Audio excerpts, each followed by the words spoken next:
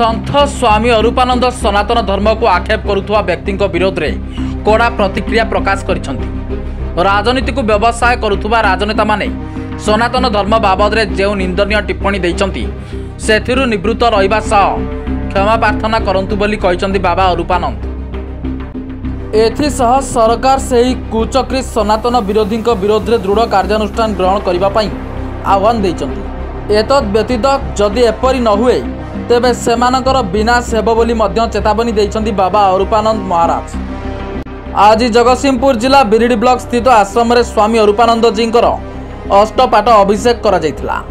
एही अवसर में उपस्थित शिष्य और श्रद्धालु मानकु सनातन धर्मर तात्पर्य महत्व और गुरुत्व आदि संपर्क में आशीर्वचन प्रदान करने सह सनातन धर्म विरोधी मानक पई चेतावनी मध्य देइछंती। ये कथा आज भारत वर्ष किसी राजनैतिक व्यक्ति जो माने कि धर्म सनातन धर्म कौन जानते नहीं, सनातन धर्मर उत्पत्ति विषय जानते नहीं, सी सनातन धर्म बा गीता और भागवत रामायण को विचित्र भाव में कही समालोचना करी एवं सनातन धर्मर समस्त व्यक्ति को आस्था को आघात करुचंती।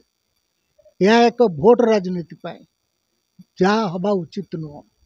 द्वितीय कथा मुझे कह चाहूँगी, सनातन धर्म सृष्टि है जदा पंचभूत नास्ति न सन्ति भुवनत्रय। कारण गोटे राजनैतिक व्यक्ति पचारला तार उत्पत्ति केबे जदा पंचभूत नास्ति न सन्ति भुवनत्रय केवल विद्यते ब्रह्म रूपेण विद्यते त्रयक तीन भुवन ब्रह्म सृष्टि ब्रह्म ठारू ब्रह्मा विष्णु शिव एवं जोगमायार सृष्टि सेठू वेदर सृष्टि वेद सृष्टि निश्चिंत भाव में जदि सनातन धर्म को एभली भाव में ये करती ताले समस्त सनातनी माने बर्दाश्त करेंगे नहीं।